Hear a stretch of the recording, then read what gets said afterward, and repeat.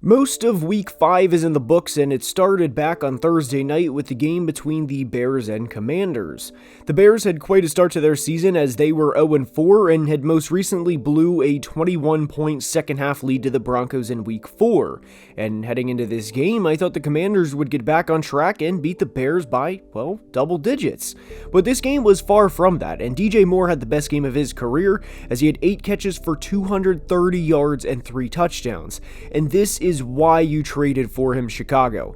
You know it's a rebuilding year, and this game more than proved what he is capable of, and for this team moving forward, unless there are 2 defenders absolutely draped all over him, get him the football. A huge win for the Bears.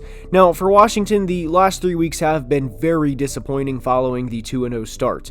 There will be an entire video on this at some point, but this team, outside of a few players, didn't look like they wanted to be there, which is a huge problem in itself. And while I never thought the Commanders were a Super Bowl contender, I think they're a lot, and I mean a lot, further from competing than I thought they were heading into this season.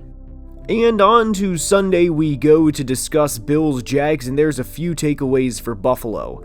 The injuries are piling up, which is obviously critical, and this not only played a big part in this game, but will probably play a big part in the remainder of their season.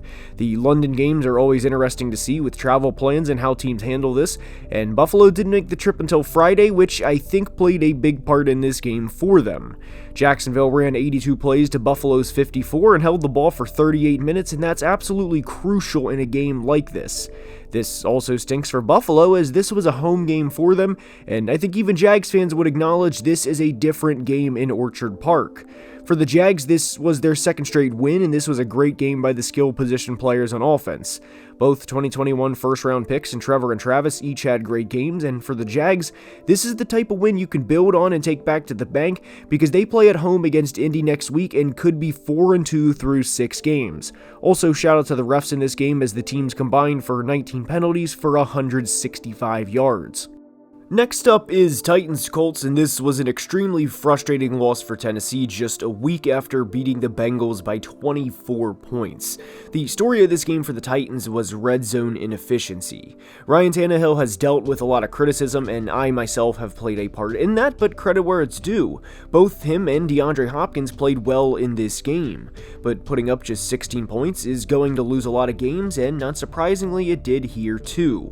And for Indy, this is a perfect example of why you invest in a backup quarterback, because Gardner Minshew can right the ship and come in and keep the team in the game when they need him to. And by the way, we couldn't go without mentioning Zach Moss, who had himself a day as he had over 160 rushing yards and 2 touchdowns, and for Zach specifically, this game will help him out for a next contract due to the Colts recently extending Jonathan Taylor. Josh Downs played well in the win too, and of course the offensive line did as well, as they ran for nearly 200 yards on 5.7 yards per carry.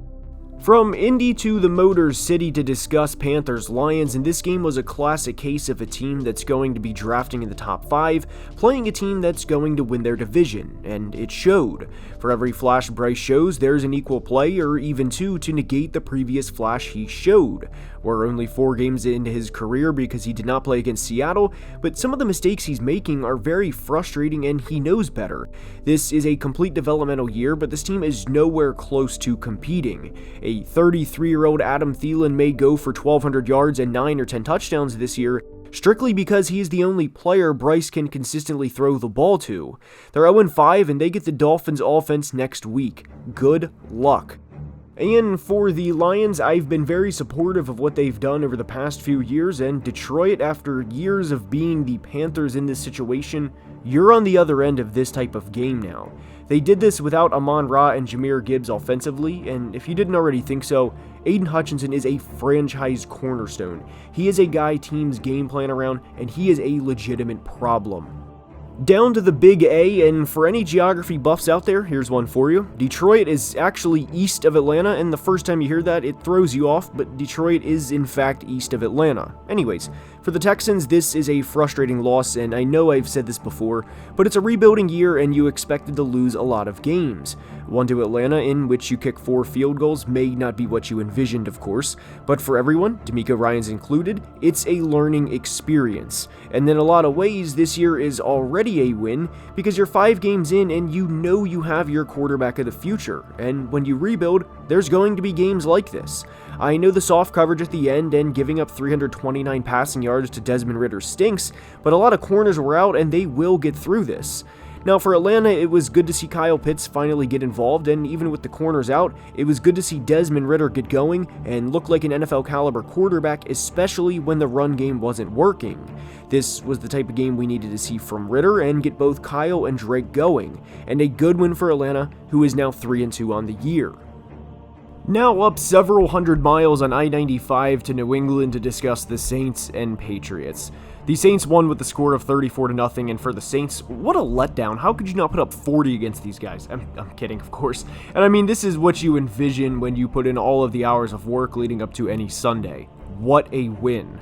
This was the first Patriot shutout since 2016, and the Saints are now 3-2 with 4 very winnable games as they play the Texans, Jags, Colts, and Bears in their next 4. They're 3-2 at the moment, and 7-2 obviously isn't a given, but it's not entirely out of the realm of possibilities. For New England, the head coach makes this a little different, but I don't think they're going to ever seriously compete under Bill Belichick again, as in going to the conference championship. A lot, though not all, of the draft picks have been bad for years now, and the roster is not great. I understand not having Matt Judon and Christian Gonzalez doesn't help anybody, but do they play a part in the offense putting up, again, 0 points? No. They are a bad football team, and in order for this team to win any games, it will have to be low scoring. I would be surprised if they win any games this year where they score 24 or more points. Change needs to happen in New England. Down to Miami to talk about the Giants and Dolphins. This is about as bad of a situation as you're going to find for a team that won a playoff game just 9 months ago. This is ugly stat time, but the Giants held the ball for 36 minutes in this game to the Dolphins 24, and they were outgained by 256 yards. The Giants won the turnover battle 3-0. They ran 68 plays to the Dolphins 54 and lost by 15 points. There's no words for this. There's no, oh well, maybe next week. This was already an ugly week with the Evan Neal situation, and this team is legitimately in the Caleb Williams conversation, and New England is too, by the way. And if you take away a 100-plus yard pick 6, which is already a very rare play in itself, the Giants lose by 3 scores on the road. For Miami, this was an easy bounce-back win and one they desperately needed after getting beat by 28 points on the road in Buffalo. Tyreek Hill is a one-of-one player, and the rest of the NFL did themselves a disservice by allowing Devon Achane to go to Miami of all places. And from Miami, it's the opposite of what we said with New York. You lost the turnover battle by 3 and won by double digits. They are Super Bowl contenders. And up to the Steel City to talk about one of the best rivalries in sports in Ravens-Steelers, and this game was very Ravens-Steelers, and I mean that in the best way possible. But the Ravens had no business losing this game. None. Yes, Pittsburgh got the win, but the issues they face every week are still there, and they're going to continue to be there. Kenny didn't play great, again, and they averaged just 2.9 yards per carry on offense. However, I will say for Matt Canada's sake, just get George the ball. I don't care how you do it, just get him the rock. And for the Steelers defense, TJ and Alex are unreal, and I think Alex Highsmith is one of the biggest bargain contracts in all of football, and he is a damn good player in his own right.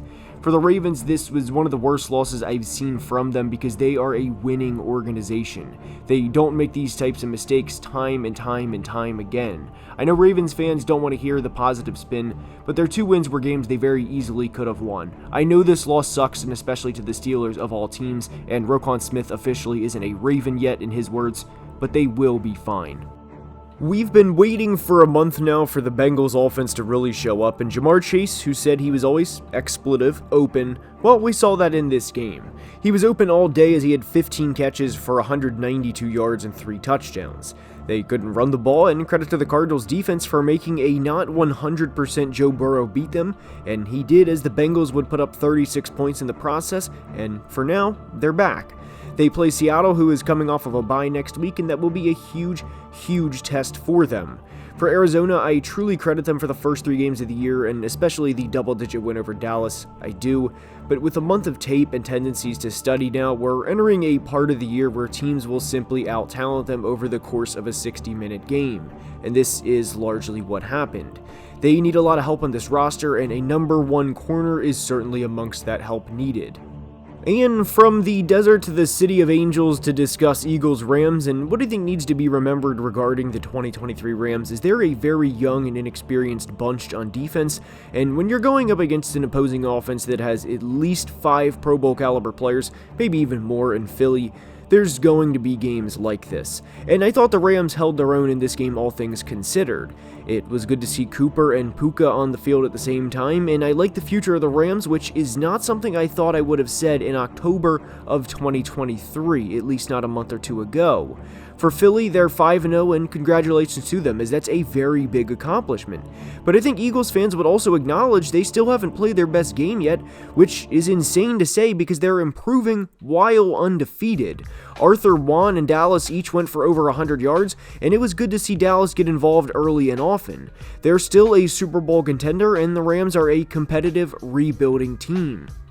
The Jets put up 31 points without Aaron Rodgers as the quarterback, and I know the defense played a big part in that, but a big congratulations on the win in Denver, as that is never an easy place to play.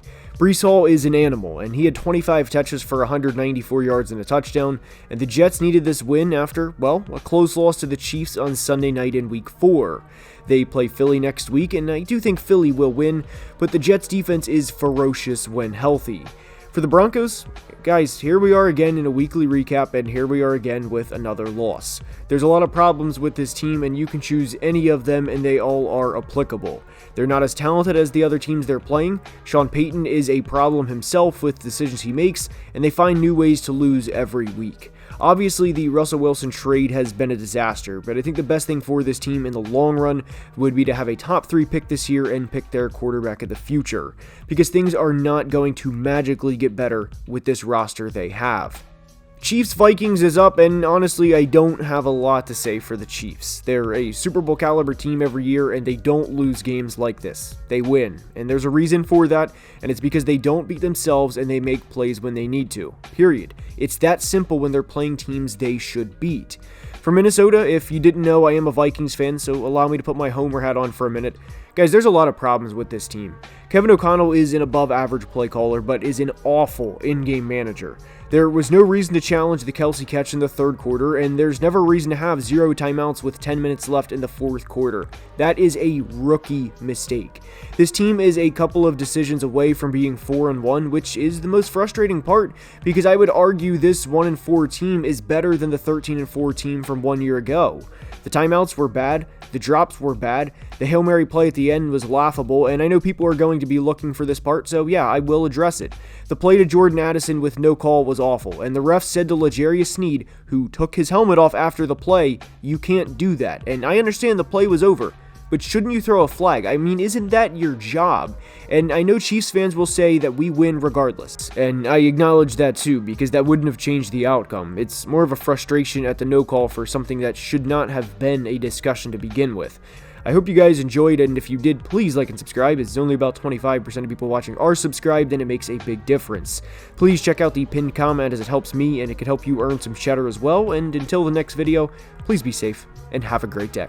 Love you guys.